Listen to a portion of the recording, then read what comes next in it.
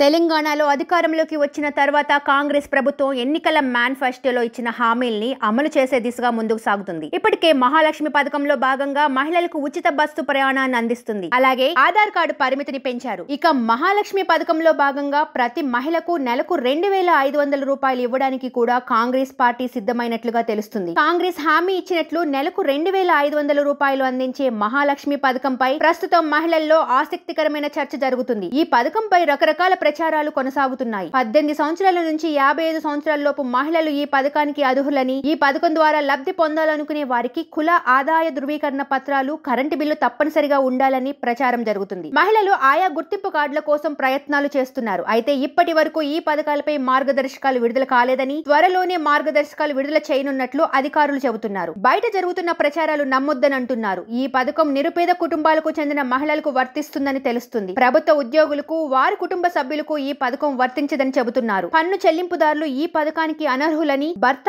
IT చెల్లించినా ఈ పథకానికి అనర్హులుగా పరిగణిస్తారు.